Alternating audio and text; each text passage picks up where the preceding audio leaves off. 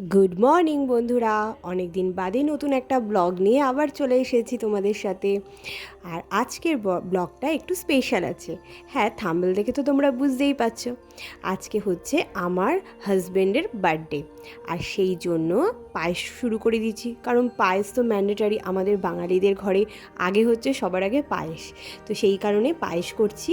আর এখানে প্রায় অনেকটাই পায়েস আছে, আর গুড়ের পায়েস হচ্ছে, আর তার সাথে একটু কেশর অ্যাড করে একটু অন্যরকম করার চেষ্টা করেছি এবারের পায়েসটাকে। তো পায়েসটা হয়ে গেছে। আর আমি আজকে সকালবেলা আমার হাজব্যান্ডের সাথে গিয়েছিলাম মার্কেটে, সেখান থেকে কিছু দরকারি জিনিস নিয়ে এসেছি, আর তার সাথে সমস্ত কাটাকুটি আর চিকেনটা ম্যারিনেট করে সমস্ত রেডি করে ছেলেকে গেলাম স্কুল থেকে আনতে। এই যে এখন চলে যাচ্ছি, এবং তার সাথে ছেলেকে নিয়ে একদম বাড়ি আসিনি, চলে গেছি সোজা কেক আনতে। কেক এনে তারপর ছেলেকে সমস্ত কিছু রেডি করিয়ে আমি আর ছেলে মিলে বেলুন লাগালাম। তারপর ছেলে ঘুমিয়ে পড়লো, আর আমি আমার খাওয়া দাওয়া সেরে, মানে দুপুরের লাঞ্চ সেরে শুরু করে দিলাম রাতের জন্য ডিনার। রাতে ছিল চিকেন কষা, আর তার সাথে ছিল হচ্ছে ফ্রাইড রাইস, আর পায়েস তো ছিলই, আর তার সাথে মিষ্টি ছিল। তো এই যে চিকেনের ঝোল শুরু করে দিয়েছি, লাল লাল বেশ ঝোল, খুব বেশ। আর এই দিকে শুরু করে দিয়েছে আমার ছেলে দুষ্টুমি। তার দুষ্টুমি হচ্ছে তার বাবা আসলে সে তাকে আজকে সারপ্রাইজ করবে, এই ছিল তার দুষ্টুমি।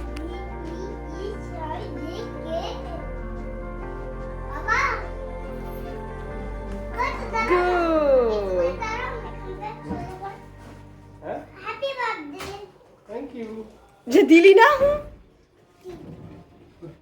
আর এই যে আমার হাজব্যান্ডের কেকটা, যেটা আমি আর তার ছেলে, মানে আমার ছেলে, আমরা দুজন মিলে গিয়েছিলাম আনতে। তো খুব সুন্দর ছিল কেকটা, খেতে নাকি সবাই বলল।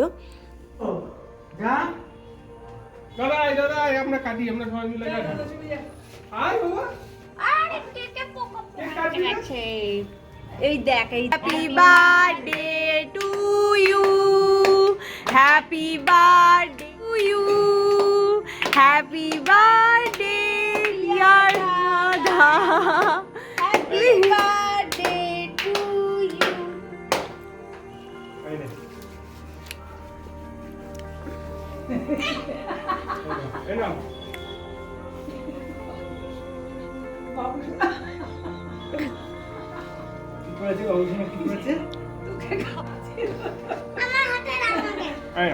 একটু খাওয়াই সবাইকে খাইয়েছি, তোমাকে খাওয়াই।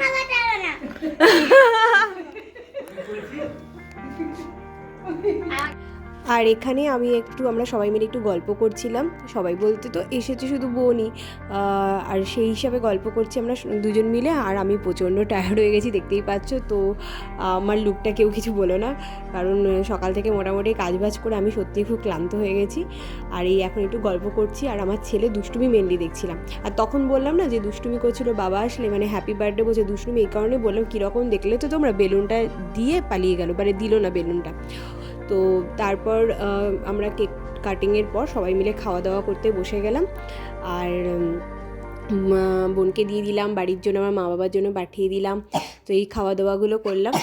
তো এইভাবে আমাদের দিনটা বেশ মজাতে কাটলো, আর আমার ছেলে খুব আনন্দ করেছে। অল্প ভালো লাগে। মিমিকে খেতে দে।